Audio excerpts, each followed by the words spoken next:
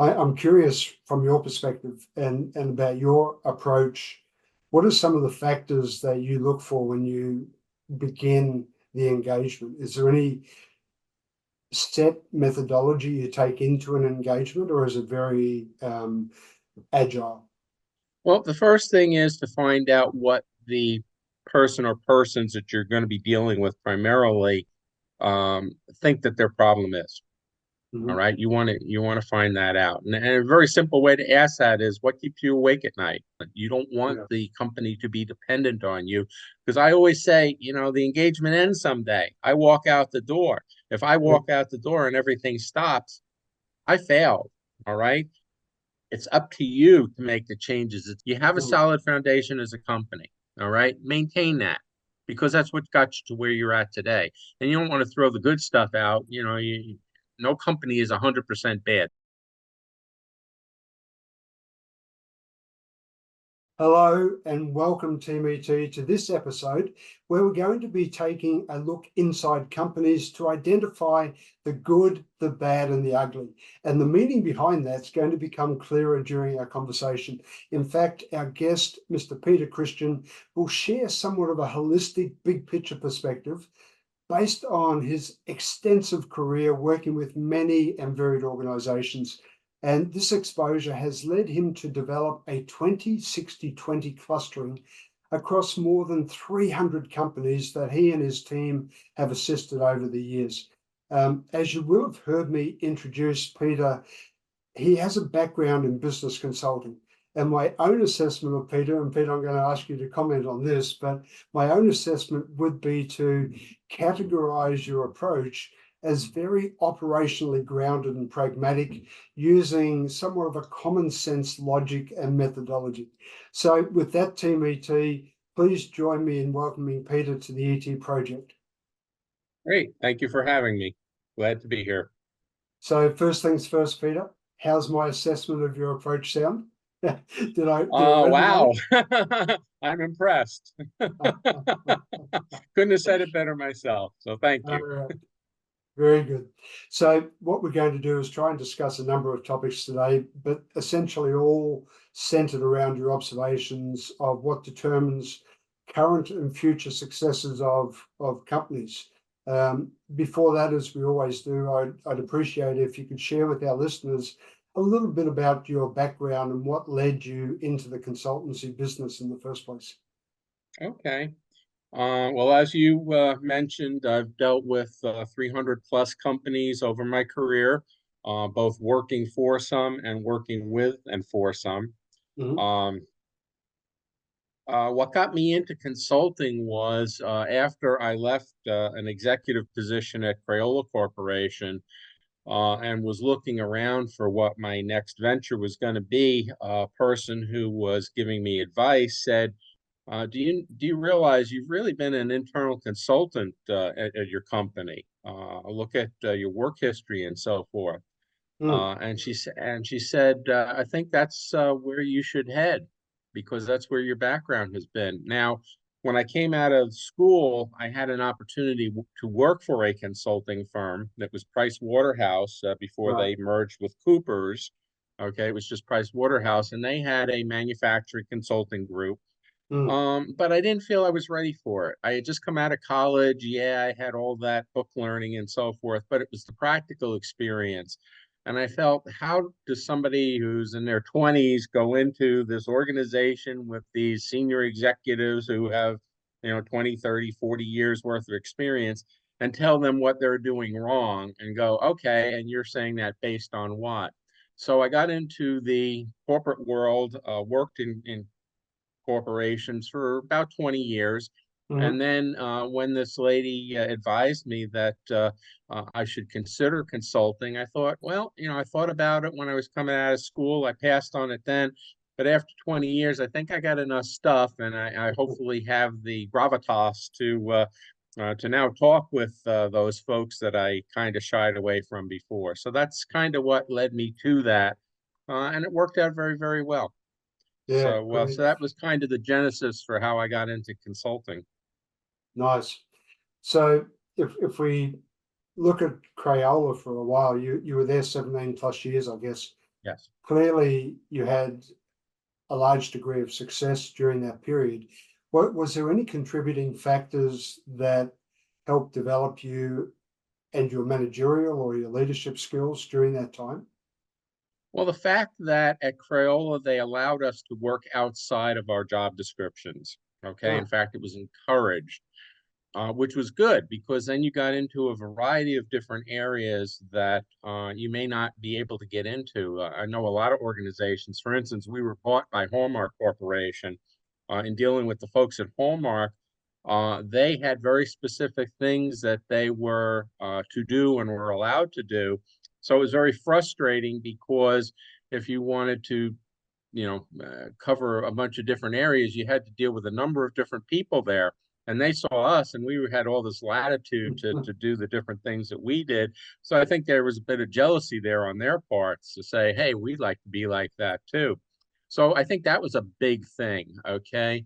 Plus, I would say Crayola was a fairly progressive company. They stayed up with the times. If you think about it, a crayon is not the most technologically advanced thing in the world, and yet it's lasted for 130, 135 years now, and it's still popular today as it was probably back, and maybe more so than when it was invented. So that yeah. means that you've had to stay up with the times and make people interested to still utilize your product while still adding other products to it. But the foundation of the company is the crayon. That's what Crayola is known for. Mm, Um, so that certainly gives you a lot of impetus when you're talking to other companies about how they need to have a strong foundation, but they also need to progress and deal with the times and provide new things for their consumers. Okay, interest them, keep them interested, bring on the new ones, and so forth. So I would say those are some of the big things that I got out of working for the company. It was really, really good. yeah. And we could have a separate podcast just on Crayola. Now that you highlight the fact that we're talking about a crayon, and Yes. how do you make a crayon sexy? I mean, how do you keep it in the technological space of today, competing against all these other AI-based organizations? I mean, that could be a very interesting conversation. We won't go there today, but Okay. but that could be a Some other very, time. yeah, for sure, for sure. So let's just look at where you are today. I mean, aside from writing best-selling books, and you've got two of those, we'll come back to that a little bit later. But what are you doing at the moment? Spending most of your time focused on? Well, doing podcasts just like I'm doing today. Yeah. I like to get out there, and in fact, I'm in the process of signing up to do another one with a company out of Toronto, Canada. And Hmm. that's pretty cool because I get to talk to people all over the world, which is really kind of neat. Yeah. And I don't have to leave my home to do it, so that's pretty cool. I Very good. continue to write. The person who helped me with my first two books kind of was gearing me towards doing a third. And I've written enough stuff that I could probably put a third together right now, but I haven't decided whether I want to do that or not. But I Hmm. continue to write articles. I post on Medium. If people are familiar with that, it's a great site for posting and sharing with other folks who write in a variety of different capacities. Right. I have a website and I post on there different things. I am teaching. Hmm. I have both some webinars that I've been doing. I did one on project management, one on strategic planning. I have some more coming up dealing on business success and business plans and so forth. I teach at a university back in Pennsylvania, about 1,300 miles away, remotely, of course, on project management. I'm involved in some of my old schools on some of the educational boards there to provide advice, on the curriculum and Mm. mentoring students and so forth. So I'm staying pretty busy for not bad for a retiree. And then I get to do fun things like kayaking and going to sporting events. I've gone to golf tournaments down here and baseball games and football games and so forth. So I stay pretty active. You sound like you need to get a job to get a break. I need to, yeah, I need to unretire so I can relax a little bit. Yeah, very good. You mentioned project management. I know we spoke about that when we first connected. How did you get started in project management? Was that part of something that you were doing in Crayola, or was that a later um, I would, well, transition? my first job was with Air Products and Chemicals, and what I was doing was I was doing job estimates, and then when we would get the job, if it turned into a success, then I would have to create a budget and so forth. So I was kind of managing the Mm, work, so to speak. But then when I went to Crayola, I started in the industrial engineering department, and that was pretty much we were dealing with standards and productivity improvements and so forth. So a lot of the stuff I was doing was project related.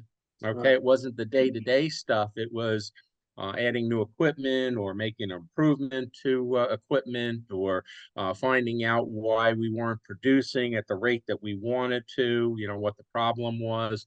Mm, So it was very much project related, even though, I wasn't thinking of it that way. That's why when that person who was advising me on what to do next in my career said, "Do you realize?"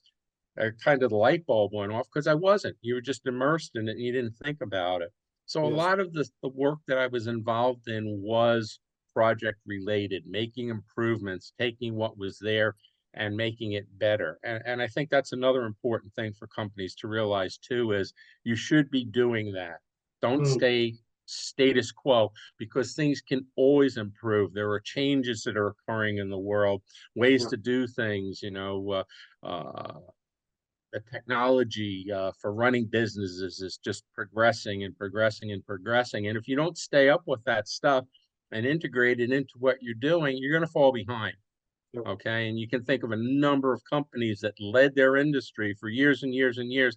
And now they don't exist because they didn't stay up with the technology and what their competitors were doing. And they went Mm, by the wayside. So yeah. another good lesson for companies to realize about how they're running their businesses. Don't forget your foundation, okay, and always certainly treat that well, but you've got to progress as well. So constant improvement, in other words, Yes. is something on the books for everybody. I also facilitate on the subject of project management. Yeah. Um, I think when we spoke first time, you said you don't follow PMI or CMI's methodology. So is there a specific approach that you lecture on? Well, my background had come through the AMA, American Right. Management Association, and I got certified through them in project and senior project management. And then I even used at Crayola, even though I had a background in projects, I had used a consultant, and he had a big influence on me when he came in to help us with our project. The way we were doing things and dealing with Right. folks because I had always dealt with the technical side. Then Mm-hmm. I was in operations and now I was dealing with sales and marketing, which is a whole different breed. And you have to talk differently. You have to think Yes. differently so I really didn't have that experience. So that's why I brought the person in was to say, how do I deal with all these different functions now, people that I didn't have to necessarily deal with before. Mm, But he impressed on me and I've never found this to be true or not true, but this is what he said, because he had developed his routine through Honeywell, and then he took it out on the road to teach other folks. But he said he went by three principles that he claimed were developed by Lee Iacocca, who was a very famous project manager, besides the head of Chrysler and the yep. bailout and so forth. Yep. And he said what Iacocca did is the first thing he would say, what is it we're trying to accomplish? Okay, you really have to define that because if you can't articulate that to people, then what are you really doing? Okay, Mm, so you define that. Secondly, then is you get your project team around you that you've built, and you make sure that everybody is on board with that. And if there's any disagreements, you kind of work that all out. And then each person is going to have a role in the project. So you need to define what that role is. And you mm-hmm. don't do it just verbally, but you do it in writing. Yep. So it's always there because you know that we're creatures that forget things, okay? And what did our memory say? But if you got it in writing and you can point to it, person goes, oh yeah, I remember that now. So you get it in writing, and not just from the person who's on the team, but from the person they report to, because typically your project team is not a team all the time. There are people doing other things, and they report to other managers, and they have to know what's going on and buy in on it. So you get the sign off from them. And then you, as the manager, are not supposed to actually be doing the project work. You're managing the people that are doing it. All right. And when those people run into a difficulty, because again, they're doing other things, what you are is kind of the roadblock remover. All right. If there's a problem that's keeping them from getting done what they need to get done, you're there to help to resolve that and to remove that so they can focus on what they're doing and get the project work done. And you know, again, you're managing the people, the team, just like a conductor does in an orchestra, and you're making sure that they're all doing the right things at the right times, and so that it all comes out nice and smooth and so forth. And if it doesn't, getting that resolved by having the team work on whatever the problem is and getting past it. There was actually a fourth, which is anybody who's dealt with projects know they don't all go smoothly. Changes occur. Something happens. They add a new feature to the project that wasn't there before, or you run into a problem, or whatever the case may be. And when that happens, you make changes. And then you got to go back to step one, which is to articulate, okay, what's the new direction now based on those changes? And again, then what is each person's role, his or her role, and getting that signed off. So you put it in writing, you make the changes to the original document and so forth, and then you manage again. So I followed that philosophy. It's pretty good philosophy, and you got plenty of tools to deal with and so forth. And I would bring in, you know, the stuff from the AMA, which was scheduling and budgeting and, you know, people development and so forth. And PMI has a lot of that stuff. I just think that they have a lot of other things that they throw in that I think complicate stuff a bit. And I kind of like to keep things a little less stressful and a little more simplified. So that's why I tried to do my own thing. I've had the opportunity, you know, people said, you know, would you teach PMI and all? And it's like, no, I have the way I want to do stuff, and I'm satisfied with that. So right. Yeah, look, if it works, I mean, why change it, right? For the sake of change. So yeah. I mentioned at the beginning that I feel you have a holistic and operational grounded approach. So my background also is in operations, and when I'm working with clients, I look from somewhat of a systemic nature at the business, at the ecosystem, and then we look at the functions and the interplay, if you like, between the functions, and we take that big picture perspective. Quite often we'll see things in that process which is not in the original scope that the client wanted to focus on, and that creates some interesting conversation. I'm curious from your perspective and about your approach. What are some of the factors that you look for when you begin the engagement? Is there any set methodology you take into an engagement, or is it very agile? well, the first thing is to find out what the person or persons that you're going to be dealing with primarily think that their problem is. All right, you want to find that out, and a very simple way to ask that is, what keeps you awake at night? What is bothering you so much that you worry about it? And maybe you don't stay awake at night, but it bothers you day in and day out, and you spend a lot of time dealing with it and so forth. But then also, you don't just take that at face value, because that's their perception. And sometimes they're absolutely 100% wrong, okay, about it. So I would like to, on a lot of occasions, spend a day at no cost to the client to spend time with the people that they're talking about, or, you know, in the different functions and so forth, and get their perspective on what's going on. And a lot of times you find out it's a lot different than what the person who called you in the first place is telling you. For instance, I dealt a lot in manufacturing and operations, and they'd say, oh, those people on the floor, they just don't get it, and they're not producing and that. So you go out on the floor and you find out, oh, do you know what they do to us? We have to set up the line, and it takes so long to do that, and we just get done and we start to run. They go, oh, we got an emergency. tear that down and start. So now we've got to reset the line, and that takes time, and that, we're not producing anything, and we just about get done, and they go, they're changing it. So I said they've got to constantly changing. So we're spending more time messing around setting up the line than we are actually producing stuff. So you say to them, you got to stop doing that. When you tell them to run something, run it. And when they're done, then they can do the emergency or whatever it is. Okay. In some cases, it was the systems. The systems were giving them garbage. All right. So they were getting garbage to deal with and trying to make heads or tails out of it. And you find out that it's a systems issue. Yeah, there's always, again, improvements that can be made anywhere. All right. But that's not your main problem. All right. It's something else. And let's deal with the something else because, again, if you work on the wrong problem, all right, and you solve it, okay, you've taken care of it, but it might be such a small impact on what's going on. And then you say, well, I spent all that time and money and, I didn't see the results that I thought. Well, yeah, because you were working on the wrong thing. So you want to make sure you're working on the right thing. I've worked with fishbone diagrams, which are terrific, because you lay out and you find out there's lots of things going on, but there's one or two things that are really important. That's what you go after, and that's what you spend your time on, and that's where you get the majority of your results from. So Pareto analysis, right? 80-20 rule. Exactly. Yeah, Yep. exactly. That's interesting. I also use the fishbone. A lot of people say, "Gosh, you still use fishbone? How old are you? You're so outdated." But the reality is, that it's still such an effective tool that Absolutely. it's very useful. Yeah, I noticed you also work with a number of companies outside of America and Europe, as an example. And I'm wondering, do you find that the same approach works across borders? So do you have to adapt when you work with European companies versus American companies?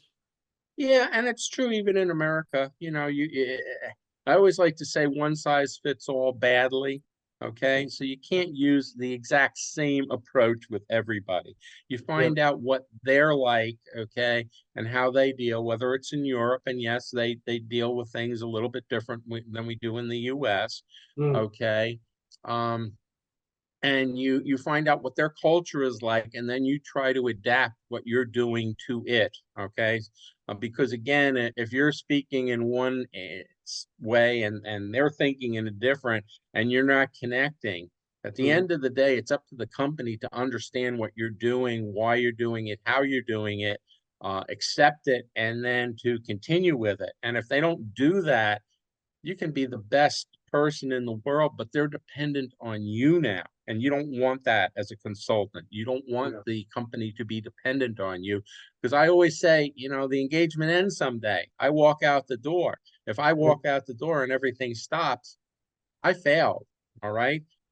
It's up to you to make the changes. It's up to you to embrace it and to do things and do Mm, things well and to continue that when I walk out the door. Yeah, some people would love to have a forever engagement, but that's not a success to me. All right. for Either sure. for the company or for the individual. I like to accomplish what I'm doing. You got another problem that you want me to work on? That's great. Okay. If not, hey, we had a good time and think about me or recommend me or whatever the case may be. But let's not make this a forever project. That's frustrating. I didn't like that when I dealt with it in business. I certainly don't like to deal with it as a consultant. Yeah, and from a company perspective, it's not a very smart position to be in anyway. I mean, consultants traditionally are not cheap unless say you're expensive, but certainly, they're an added cost to the business that the business doesn't have to have. We're useful, of course, but we're there for a purpose, not for a long term, so to speak. So Yep. typically, yeah. Yeah. Let's dive into the theme that I mentioned at the beginning, the good, the bad, and the ugly, if you don't mind, and we'll discuss this concept through the first of your two books. So Okay. the book is called "What About the Vermin Problem?" Yes. Would you mind providing a brief overview of the book, if you don't mind, please, Peter, and then we'll go deeper into the actual context after the overview. Sure. Well, the genesis of that was dealing with all these different companies. There were some really interesting times that I had, and I would say to a colleague, we should write a book and include that in the book, and the person would go, yeah, yeah, yeah. Well, we didn't, but I would catalog that stuff. And then when I kind of was not working on an everyday basis, although again, like we talked about, I'm still pretty busy. Um, I sat down to write the book, and I took 12 instances that I had, Right. and I wrote about them, but I didn't have them in any kind of order or anything. I just wrote about them. So then when I was dealing with the person that helped me to organize the book and get the thoughts and so forth, we organized into three sections called the good, the bad, and the ugly. Mhm. So there were 12 stories. Four of them were in the good section, four of them were in the bad, and four were in the ugly. And the differentiation was good was there were stories about companies that listened to what I was saying, that took the mantle of ownership and followed through and so forth, were very successful. That was good. Bad was where they didn't quite do what they were supposed to. They did some of it, or they didn't do it very well, or that. So they continued to struggle to some degree. And then the ugly was where they just fought tooth and nail, which still is inconceivable to me, why you would bring somebody in to help you and then not to take their advice and help and so forth. But they did, Mm. or they didn't, as the case may be. And they not only struggled, but in a couple of cases, they actually went out of business because they did not pick up what they needed to do.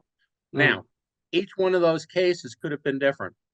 Mhm. If the good folks had not followed through and done the stuff and maybe acted like the bad or the ugly, they could have failed too. The Right. bad could have certainly, if they had made different choices and were really committed, done very, very well. And certainly the same with the ugly. You don't have Mhm. to fail. Okay. Sometimes you choose to fail, not Mm. knowingly, but you choose to fail by how you act and think and so forth.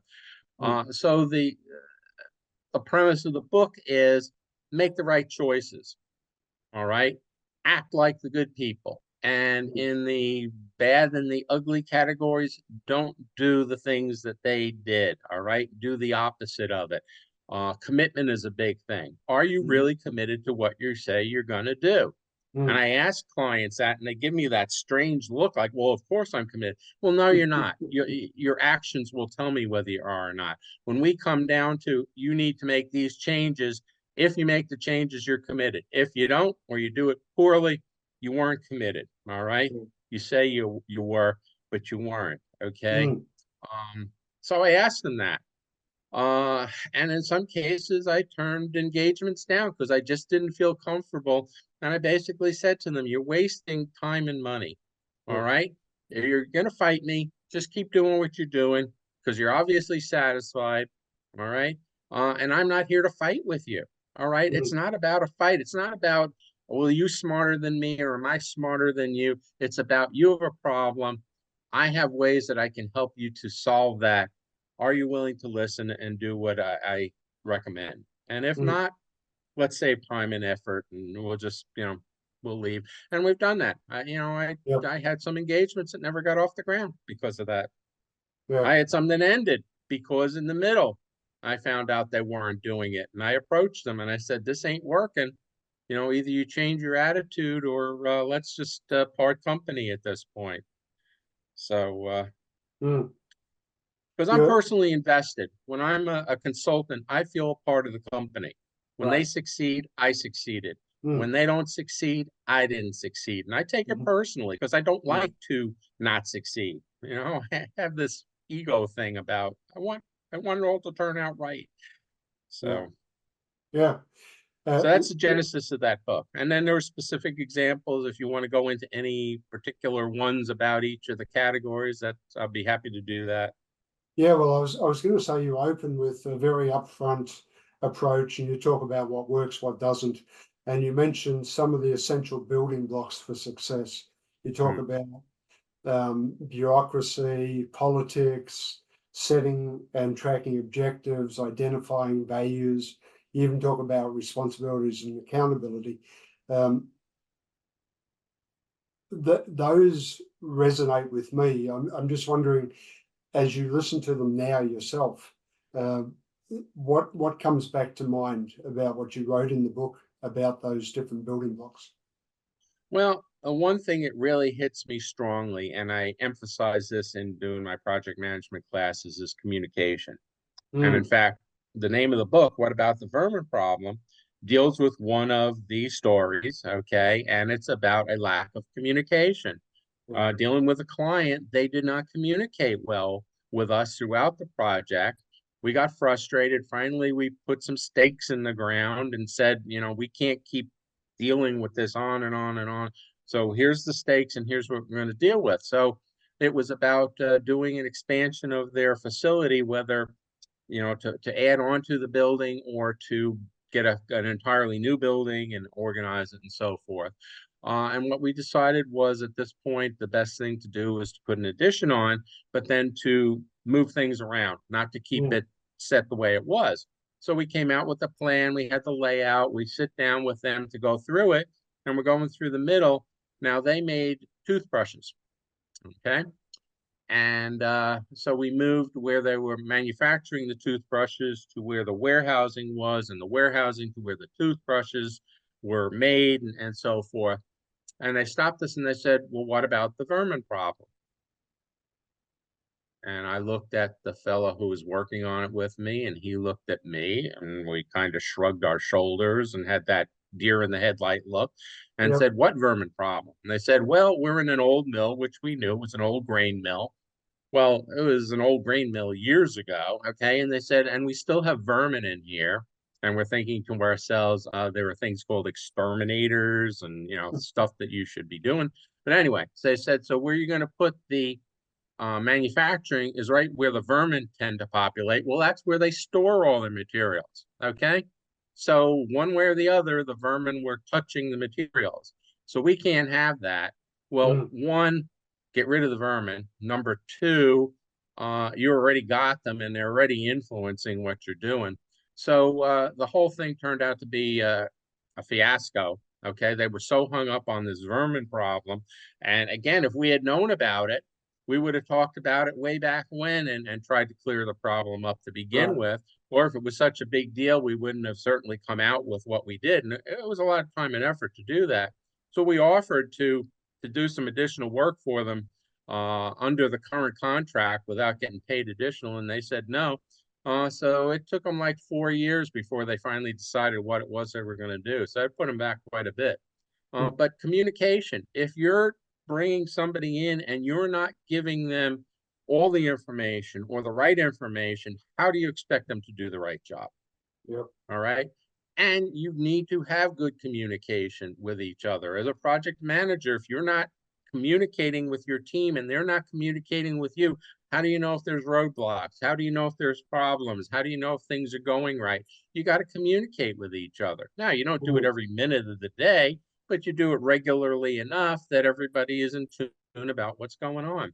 So I really stress communication to the point where I say communication isn't where I just send you an email and I've communicated with you. That's just step one, yep, because I can't tell you how many times I sent emails out and people either didn't get them or didn't bother to read them. So part two, as the sender is, you have a responsibility then to follow up and say, did you get the email? Actually, you have a responsibility as the receiver to say, hey, Pete, I got your email. Yeah, and I've read it. And yeah, but anyway, so if some time goes by and you haven't heard anything, it's your responsibility to say, did you get it? Okay. And I can't tell you how many times people would say, yeah, I got it, but I didn't bother to read it. Well, why did I yeah, bother to yeah, send it to you then? Anyway, so that's part two. Did you get it? Part three is, did you actually read it and do you understand it? Not do you agree with it, but do you understand it? mm, Okay. Then part four is, okay, do you agree with it? If you don't, what don't you agree with? And let's kind of go back and forth to get that resolved and get an agreement. And then part five is, okay, now what are we going to do mm, about it? All yep, right. So there's 5 steps to communication. Everybody thinks, oh, I sent you an email or, a text or, a letter or whatever. No, you didn't communicate. You sent me a text or whatever. That was it. Okay. mm, communication wasn't there. So I really stress that with people. And it's amazing how many people only do step one and think that they've communicated. It So, is very, very much the case. We uh-huh, include communication in our programs as well, with similar effect and similar observation. So many mhm, people feel that they pass on the information, and that's called communication, and yeah, it's so misunderstood in that regard. So yes, I fully understand where you're coming from. So as you mentioned, the rest of the book, that's the introduction area of the book, but then the body of the book is broken into the three sections: the good, the bad, and the ugly. And at the beginning, I mentioned the 20-60-20. So essentially, the good equates to 20% of the companies, the 60%, sorry, is the bad, and then 20% is the ugly. Is that somehow like a bell curve analogy, or how did you come up with the percentages? yeah, you just kind of get that way. Over time, you just kind of measure, Mm, and you kind of come out. And again, it's a plus or a minus type of thing. yeah, yeah, It's just like dealing with people in a company. There's a 20-60-20 rule. yeah, Okay. yeah. 20% of the people in your company, you don't have to give them instructions. Or you give it to them and they just run with it. Okay. You might call them the superstars, or now they have this big thing about rock star. You're a rock star. Okay. They're the rock stars of the company. All right. They just do it. 60% are kind of the middle, and they'll do the job, but they're also looking at you, and they're looking at everybody else, and they're looking to see how you treat them. All right. Mm, So if they can get away with some nonsense and not doing stuff, they may do it because they go, "What the heck? There's no penalty if I don't, and I get the same reward if I do," and that. So that's the yeah, middle ground, and then there's the 20%, which are the old school, we've always done it this way. If you've ever heard that, why do you do it? Well, we've always done it this way. Or, they're close to retirement. They don't want to be bothered. They just want to do their job that they've done for 100 years, and they don't want anybody to bother them. And they're kind of the pains that you deal with. All right. And they're the 20% that, again, that 60% is looking at how you're dealing with them. And if you let them get away with murder, 60% go, what the heck? Why should I bust my tail then? Because they're not getting penalized for it. So you're playing to that middle ground. You don't have to play with the upper 20% because they're mm, motivated. They just do.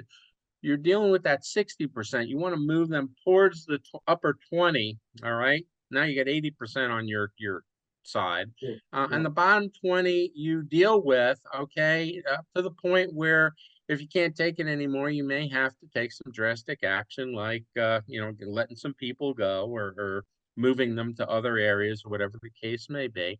And mm, that's an indication to the 60% that you're not playing games. You're not going to tolerate it. You have expectations, and they better meet them. Okay.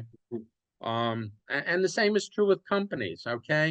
You find out maybe about 20% will follow what you're doing, and they'll do it willingly. All right.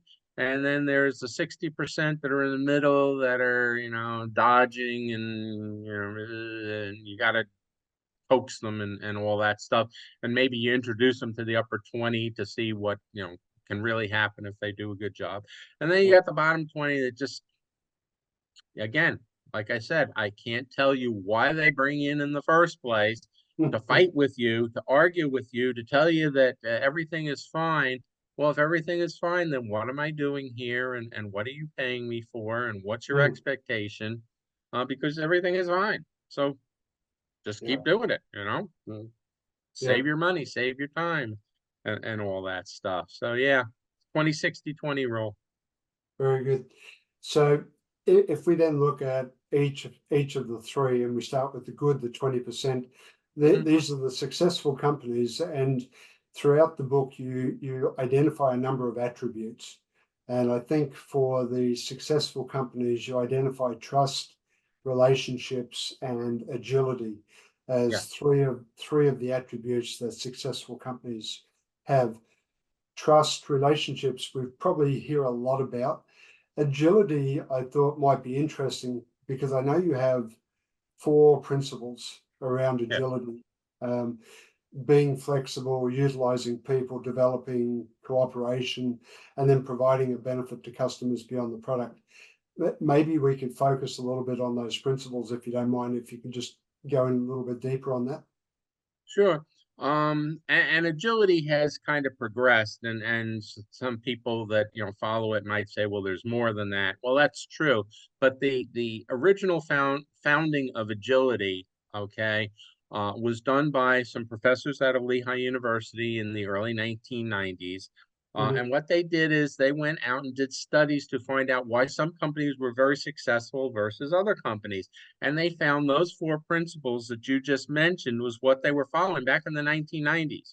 Mm. And they defined it. They didn't discover it. They defined it, okay, and said, if you do what these companies are doing, and they put a whole practice together on trying to teach companies to be agile then, you can be successful too, like they are. Mm. And the one that you mentioned about flexibility and staying up with the times is what I had mentioned earlier. You have a Mm. solid foundation as a company, all right? Maintain that because that's what got you to where you're at today. And you don't want to throw the good stuff out. No company is 100% bad. They're doing some things right.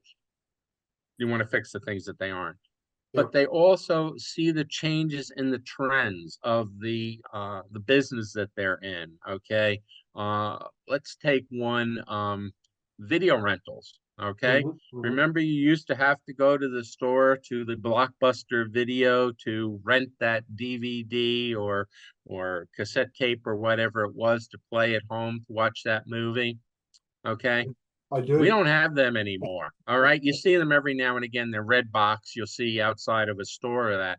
But by and large, you do it. What do? You click on your TV and you go to demand, okay, and you can rent the movie right online and it downloads and you play that movie. You don't go anywhere and you pay your $5 or whatever they charge you for it, Mm. okay? And Netflix was the one that really made that happen. Okay. Yep. Yep. Well, Blockbuster doesn't exist anymore. Blockbuster owned the market. When you said, I'm going to rent a movie, where were you going to go? Blockbuster. Well, Mm-hmm. they're not in business anymore. Okay. But you hear about Netflix, right? And now with Netflix, you buy a subscription and you just click on, you go to your Netflix channel and you click on whatever it is you want to watch, your concert or your movie or your television show or that, and boom, you got it. Okay. Mm. Mm. So that was a change. All right. Blockbuster didn't stay up with it. By the time they got involved with it, it was too late. Netflix owned the market and they were cleaning everybody's clock and bye Blockbuster. Hello, Netflix. So that's just one example of it. Okay. The other one, adding services. Apple. I always use them as an example. Do you know what the largest part of Apple's business is? It ain't the computers. It's not the watches. It's not the iPads. It's the services. It's the apps that you put Right. onto those devices. That's 70 to 80% of their business these days. Okay. We think of Apple and we say, oh, I got an Apple, and you're talking about the device, but it's all those services that are on there that you're utilizing. Okay. Mm. Uh, Again, change of the times. All right. Yeah, they had the devices. Now, what are you going to do with them? They Yeah. provided the services for it. So that type of thing. Okay. Mm. Mm. Those are the things that the forward-looking companies do, and they don't wait until everybody and their brother has done it, and then they're like the last ones in. By then, it's too late because they've lost a large share of the market. So you got to see what's happening, and you got to deal with it as quickly as you can and integrate it. Now, Apple still sells, iPads and Sure. computers Sure. and all that stuff. They didn't get out of that business. Mm. All right. In fact, every 2 months a new iPhone is coming out. But they've got all those other things that they're doing as well. Mm. So those are the types of things that you're doing, when you're involved with agility. People, as those changes occur, you've got to make sure that your people are up on it. If you're making the changes and your people have no clue what's going on, that's a recipe for disaster too. So, people are truly a valuable resource to your company. Mm. Make sure you invest in them, and you keep them up to date on the latest things that are going on. Yeah. So, and then you're agile. All right. So those truisms continue today. All right. That were discovered back in 1990 or thereabouts. And if you do them, you'll be successful. And listening to you talking about that is then not surprising when you look at the bad and the ugly, and you look at the attributes where they're not doing well. Change is one of the areas you talk about, right? And bad decisions and not taking accountability or responsibility. These are the factors that show up as some of the attributes in those companies. Yeah, we're not 100%. We're humans. We make mistakes. Okay. Yeah. But when we make a mistake, we own up to it, or we should, and then we Mm, fix it. We don't drop it off for somebody else to do and then go running off to do some other damage. Okay. You own up to the mistake and you fix it. It's a good learning experience. And also, it teaches you not to do that again. All right. But if you don't take ownership of it and you just walk away from it, chances are good you're going to do it again. Okay. And there's going to be another disaster. So, yeah, we all make mistakes. The idea is to fix it, make it right, don't do it again. All right. mm, Learn from that experience and don't do it again. And again, people who do that and companies who do that, they're more successful. We all make mistakes. All right. That's just the way it is. Or it things is. happen, Yeah. something comes in that we didn't expect, we didn't anticipate, and we got a problem. Fix it, move on. Yeah. And keep your eye out, because the next time you don't want it to happen to you again. If you did, you didn't learn. Shame on you. Yeah. Well, one of the things I mentioned at the beginning about your approach is you're very pragmatic, and it's a lot of common sense. And listening to you now, it sort of reinforces my earlier thoughts. So I'm happy to hear you say those things. At the end of the book, you summarize and you talk about leadership itself Mm. being one of the areas for success, or one of the core areas. And you talk about three elements: commitment, not making excuses, and then setting the plan and working the plan.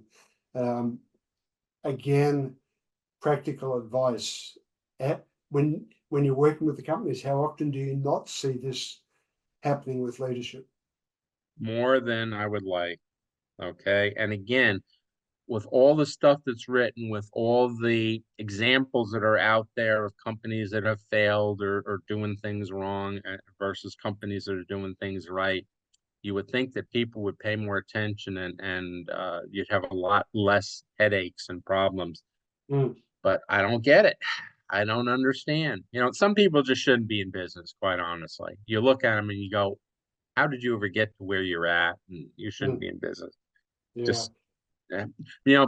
I want to go back to what you said about common sense. My son, um, who's now in his 40s, Mm, but when he was in college, he worked a couple of summers with me in the consulting practice. And he came to me one day and he said, Dad, he said, 90% of what we're doing is common sense. He said, it has nothing to do with the book learning and all the technical. He said, it's just pure common sense. He mm, said, why don't companies, why don't people do that? And I said to him, I can't explain it to you. I can't tell you how to teach common sense. I said, but thank God for that, because that's what keeps us in business. And it's true. Okay. It's getting people to sit and to think, and to be rational about what they're doing. It's not about the X's and the O's and the big formulas and the systems and all that stuff. It's about how you use them, how you apply things, how you approach a problem, and deal with it, and not go crazy and all that stuff. It's common sense approaches. Okay. mm, And you try to teach people, the best you can, but some get it and some just don't, like anything else. mm, But if you have a good common sense approach, and I always like the KISS principle, keep it simple, and then you can add the last one if you want, stupid. Okay. I like the KISS approach. yeah. If you make things too complicated, and again, as a consultant, you need people to understand what you're doing and to accept it. If you make it so complicated, they're giving you that look like, I don't know what you're talking about. How do you expect them to understand and accept it? They Yeah. won't. And I had one instance. We were working with the Department of Transportation out in South Dakota, and we were going to put a new system in, and they were going to go to activity-based costing. Now, I'm not a big fan of activity-based costing. I think it's got a lot of flaws to it. Okay, but Mhm. anyway, and the company that we were working with, we were kind of a sub to them. Okay, it was run by two professors, both who were big into activity-based costing. So we had our first meeting with the entire department. They brought people in from all over the state to meet. And the one professor stands up and he's blabbering along about activity-based costing, and he's putting in all the technical jargon. And I'm just reading the room and I'm looking at people and they're just sitting there with like their eyes glazed over and they just get no reaction. Mhm. So then he says to me, now this is my first time there. Okay. I hadn't really done it before, but he asked me to step up and to say a couple of words. So I did. And I spoke in terms that they understood. I told them what the pluses would be of doing it and why it would work and how it was a bit different. But I brought it down. I wouldn't say I dumbed it down, but I brought it down to the level where they understood what I was talking about and they could relate to it. Well, now all of a sudden people are reacting and they're answering, asking questions and they're making comments. Oh, yeah, we can do that. So we got all done and they cleared the room. And he comes up and he goes, "That was amazing." I go, "What was amazing? I just spoke in a language they understood and they accepted it. You were Mm. taught, you're trying to, oh, I'm the expert in that, but it's not impressing them. And in fact, it's turning them off. They're not going to want to do that. They're going, what the hell is he talking about?" Yeah. Um, so Not again, not only not only I'm can they sorry. not understand it, but they would never implement. So whatever they can't understand, they can't implement, right? So No, or they're going to do it wrong. yeah, yeah, It's like they're going to interpret it differently. Just so it's funny. yeah. Again, you don't need to dumb it down. You just need to make it so that it's understandable to people. Okay, stop Mm. using all the acronyms and the big words and that, and just give them the basic. Okay, and then show them. And if Yeah. and then let them do it. Okay, because there's nothing better to learn than to do it yourself. And that's what I do when I teach project management. I said to the people who graduate from my class, you're not going to be expert, but you do it over and you do it over and you do it over, and you're going to get better and better and better. And you will be expert at some point, but you're not going to be expert after taking this class. You only took so many hours of it. Yeah. You got to keep trying it and find out and you'll find out that there are things that I said where you go, yeah, that's nice, but I'd rather do it this way. And it works better for you. I said, that's great. I'm Yeah. not mad about that. I think you should be. That means you're thinking about it. You're just not being a Exactly. robot and doing the rote stuff. Mm. So, and I think that's what it's all about, really, Yeah. with people. People Absolutely. who do that and take that approach, they're going to be much more successful. Yeah. I found the book very easy to follow, very easy to apply. Good. One question came to mind while I was getting towards the end. Hmm. How do you see technology playing its hand in business with leadership, etc. today? Is it creating a problem that we haven't covered in our conversation today? In some instances, yes. Yeah. People who turn everything over to technology, okay, and do not understand what's behind the technology and what the technology is doing, okay? If a computer spits out a bunch of numbers and you just accept them, all Mm. right, and you haven't looked at it and gone, I see what it's saying, but that doesn't make sense. All right. Well, if you don't understand what's behind it, okay, you have no idea. Okay. Yeah. And again, I'll use an example of my son. When he was going to high school, he was taking a calculus class. Well, when I took calculus, you did you did the inter integrals and and all that stuff. Well, he didn't have that. He would punch a bunch of numbers into a calculator and it would spit an answer out. And I guess he got pretty good at it. Okay. Well, now he goes to college. Well, they didn't use calculus calculators. So now he had to do the way I had learned it, which was, using your brain and pencil and paper. and Mm. he couldn't get it because he didn't know how to do it. He hadn't learned. I'm trying to teach him from, I don't know, 700 miles away on the telephone, which isn't working. Okay. He's trying to tell me about his calculator. Well, I had no idea about the calculator. It didn't matter because that wasn't going to be used anyway. So he struggled with calculus mightily. Okay. He didn't understand the basics. Okay. And what goes into it. And so when he would get stuff that wasn't right, he had no clue how to deal with it. All Mhm. right. And I'm afraid about that with technology, that people rely so much on it that they get whatever they get, and their excuse is, well, that's what the computer told me, or that, that's whatever told me. All right. That's not an excuse. All right. Mhm. So you've got to learn what's behind it. Okay. So that and I've seen that happen before. I mean, in simple stuff like spreadsheets, I'll do something and I'll check everything and I'll go, well, that doesn't make sense. And sure enough, I mispunched something, Yeah. or Yeah. put wrong formula in, or whatever the case may be. Well, if I don't know and I'm not paying attention, I go, well, it's done. Well, it's done, but it's not right. Mm. Okay. So again, are you going to be fast or are you going to be accurate? I go Mm. for accurate. Okay. So if it takes another minute to get accurate, take the other minute. All right. So I'm a little concerned about technology, that we're going to get so dependent on it. All Yeah. right. That we're going to get sloppy, and then Yeah. mistakes, and they can be big mistakes in technology. They can be really big mistakes. So be Mm. careful. Yeah. No, great advice, Peter.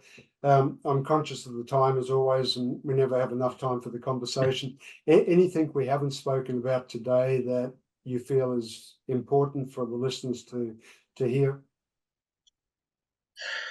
Um, be confident in what you're doing. Hmm. But when you're not and you have a problem, address it. Don't put it off. Okay. Don't kick the can down the road, so to speak, or hope that it'll correct itself. Uh, don't be afraid to get help, but Mm. then use the help that you get. All right. Don't try to justify what you were doing and let ego get in the way. If it's your mistake, it's your mistake. Own it and then deal with it. All right. And if you do those things, and again, be like me, hate to make mistakes, hate them. I hate them. I just made one the other day, and I said to my wife, I can't imagine how stupid I was to do it. And it really bothered me. That wasn't anything like major, but it just really bothered me. Well, it should bother you, but then get over it and then move on. Okay. But accept it, own it, and fix it.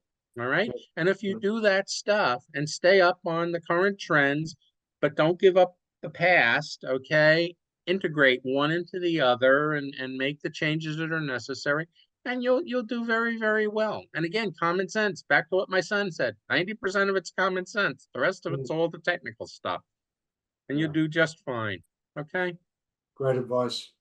Where can people go and connect with you if they like what they hear and they want to learn more? Okay. Well, three places. Number one, I'm on LinkedIn. So Peter Christian on LinkedIn. Just look for, writer, author, adjunct professor. Okay. Because there are some Peter Christians out there besides me. Hmm. So Hmm. that's number one. Number two, I have a website. Um, PH Christian. Oh, geez, forgot the name of my website. Well, let's go It's to number okay. three.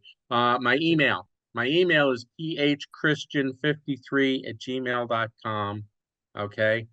The other one is my website is pcpublications.com.